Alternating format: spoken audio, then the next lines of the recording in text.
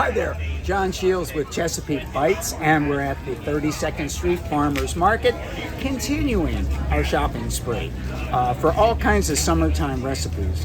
But we had to get over to Browne's Bloom and Andy's Eggs to get some of your prime ingredients for all the kinds of things we're making. We're going to have a zucchini bread, and we're going to have some lovely eggs that are fresh and local, and milk from Browne's Bloom Dairy. So you can't get better. I'll get this. I'll meet you in the kitchen and we'll start cooking.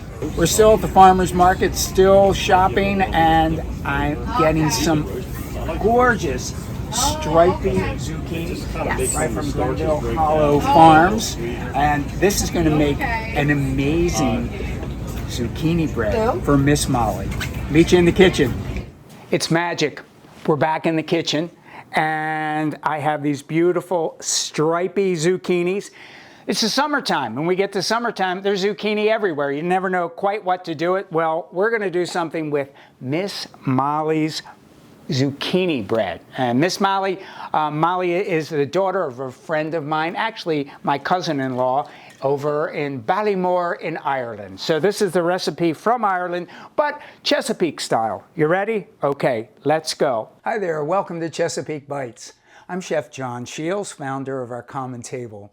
Join us as we travel around the bay, taking tasty bites of all that Chesapeake has to offer.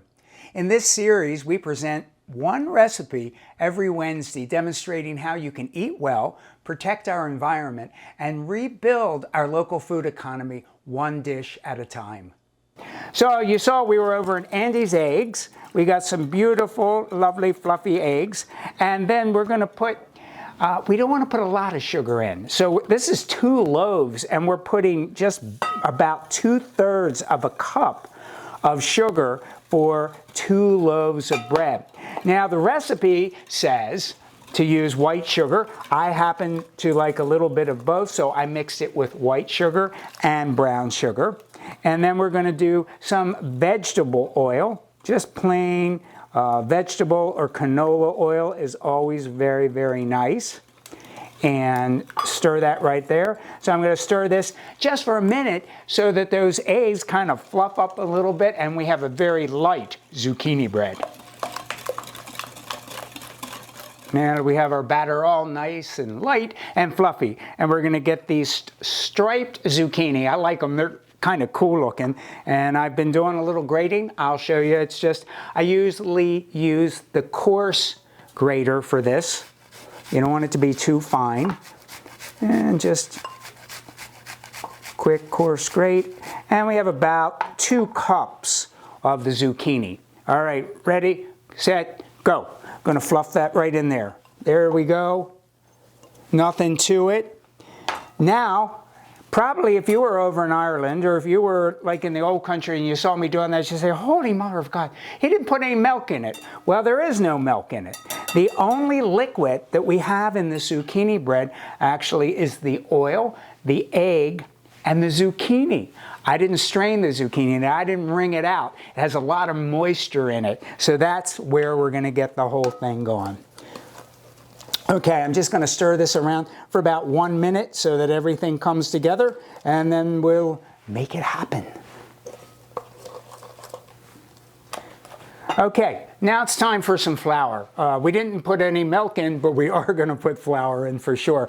So I made a mixture of white flour and whole wheat flour. And this is another local thing we have here from Doppio Sicilian Bakery. You can find this at the farmer's market and at our house in Baltimore. They have a whole kind of little stall there. So amazing. They hand mill that flour and it is so good.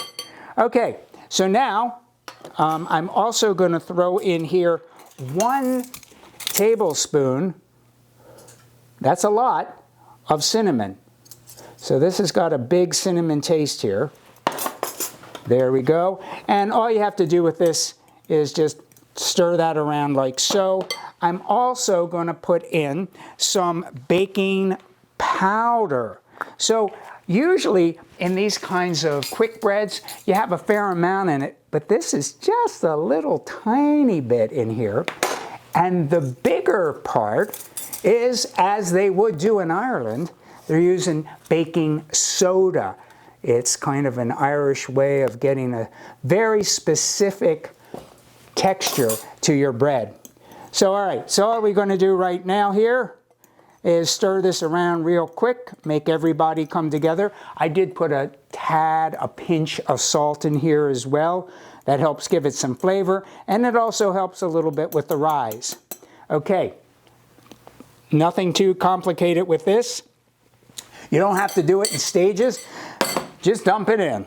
And now what we need to do is, I'm going to stir this for about a minute, not too heavy, because if you stir too heavy, you're going to work up that gluten and you don't want a tough bread. So I'll just stir this gently for about a minute. All right, we have a lovely creamy batter here. It's not too thick, it's still a little loose, but don't worry, this is the way it's going to work.